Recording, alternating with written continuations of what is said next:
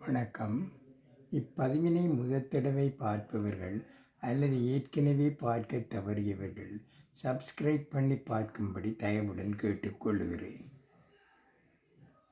சொல் விளையாட்டு. 2 கேள்விகளைக் கேட்டு அவற்றிற்கு ஒரே பதிலைச் சொல்லுமாறு தமிழில் ஒரு சொல் விளையாட்டு உண்டு. உதாரணமாக, தேர் ஓடுவது எதனால், தெருவை மெழுகுவது எதனால் என்ற 2 கேள்விகளுக்குமான ஒரே பதில் அச்சாணியால் என்பது. தேர் ஓடுவது அச்சாணியால், தெருவை மெழுகுவது அச்சாணியால் என்று பதிலில் விளக்கம் கிடைக்கும்.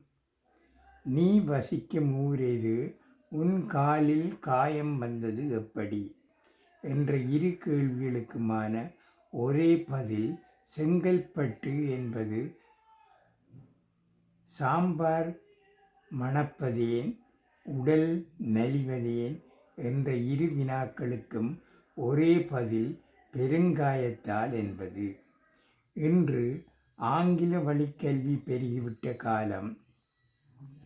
முன்னர் பெரும்பாலானோர் தமிழ் வழிக் கல்வியில் பயின்றபோது இத்தகைய சொல் விளையாட்டுக்கள் குழந்தைகளின் தமிழ் அறிவையும் சிந்தனைத் திறனையும் ஒன்று சேர வைத்தன.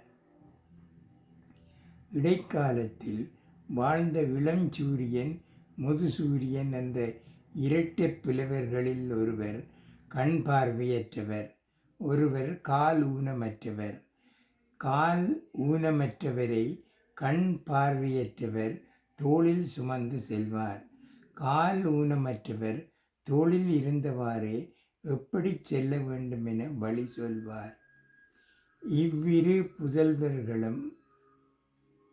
புலவர்கள் எழுதிய வெண்பாக்கள் பலவும் இதேபோல் சொல் விளையாட்டு பாணியில் அமைந்தவைதான். ஒருவர் வெண்பாவின் 2 அடியில் கேள்வி கேட்க, மற்றவர் அடுத்த 2 அடிகளில் பொருத்தமான பதில் சொல்வார். மதுரை தெப்பக்குளத்தில் கால் ஊனமானவர் படியில் அமர்ந்து பார்த்தவாறு இருக்க, கண் பார்வையற்றவர் தம் துணியை நீரில் அலசினார்.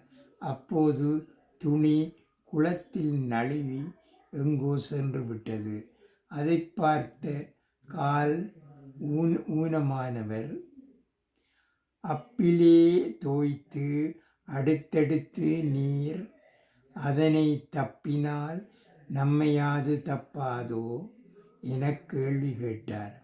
அதாவது, தண்ணீரில் துணியைப் போட்டு துவைக்கிற சாக்கில் அடி அடியென்று அடித்தால் அது கோபித்து கொண்டு நம்மை விட்டு போகாதா என்பது அந்த கேள்வியின் பதில்.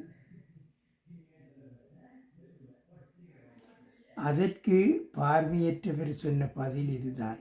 எப்படியும் இக்கலிங்கம் போனால் என் ஏகலிங்க மாமதுரை சொக்கலிங்கம் உண்டே துணை என்று வெண்பாவை நிறைவு செய்தார்.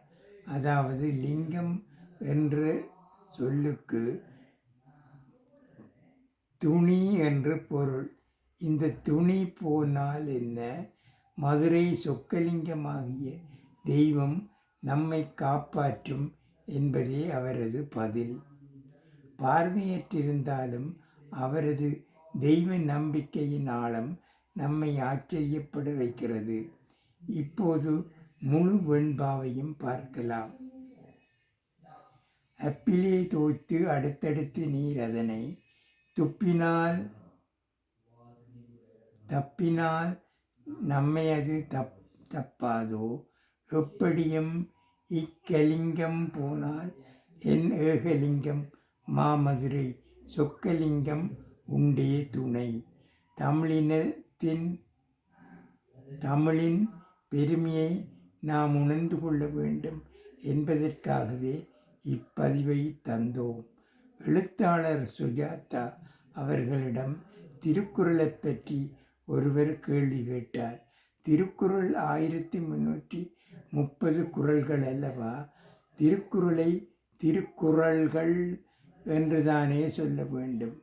அப்படி இருக்க பன்மையில் சொல்லாமல் ஏன் ஒருமையில் திருக்குறள் என்று சொல்கிறோம் என்று கேள்வி கேட்டார்.